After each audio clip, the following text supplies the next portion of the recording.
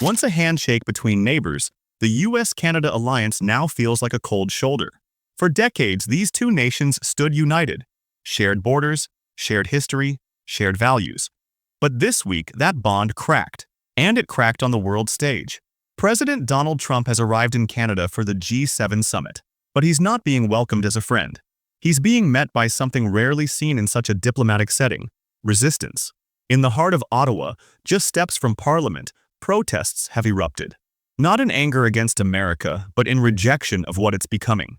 Teachers, farmers, students, even retired veterans are standing shoulder to shoulder, holding signs that read, "No tyrants here," and "This is not who we are." We begin tonight with the hundreds of anti-Trump protests right across the United States and here at home. This isn't a fringe movement. It's not a Twitter trend. It's a message felt across the country.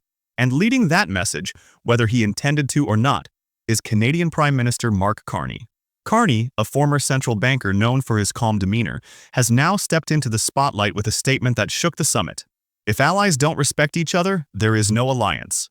Those words weren't shouted.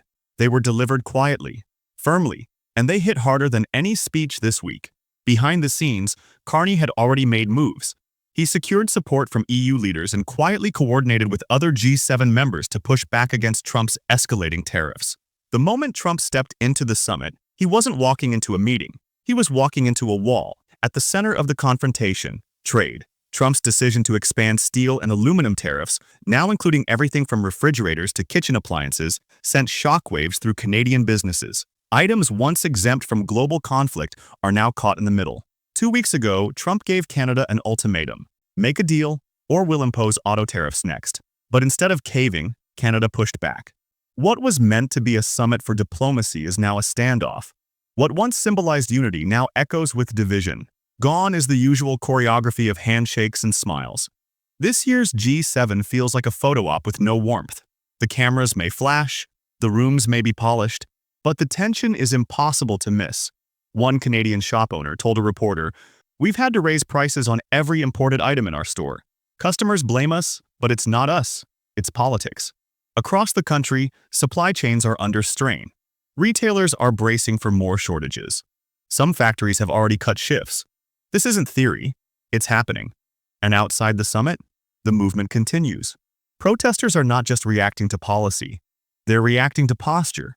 They see a U.S. president who no longer negotiates. He demands, he threatens, and for many that's not leadership, it's coercion. One protest sign in Montreal simply read, "We remember the 1930s. It's a chilling reference. But it's not coming from politicians, it's coming from citizens. People who understand history and fear they're watching it repeat. Mark Carney isn't engaging in name-calling. He's not grandstanding. He's doing something far more effective. He's standing firm. Canada, once the quiet middle child in the G7, is now leading the moral opposition to Trump's aggressive trade posture. This G7 isn't about policies anymore. It's about principles.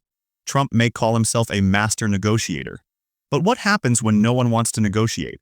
What happens when former allies say, "Enough"? That's what's unfolding right now, and the world is watching. This summit won't be remembered for its press releases. It will be remembered as the moment Canada stood its ground, not with force, but with resolve. Not with anger, but with clarity. Trump arrived with a motorcade and a message, but outside, on the streets, in the plazas, and in the hearts of Canadian citizens, another message is ringing louder. We see what's happening, and we won't be silent. If you found this video insightful, hit like, subscribe to Brief State, and turn on the bell so you never miss critical updates. Let us know in the comments. Do you think Canada made the right move? And how should other allies respond?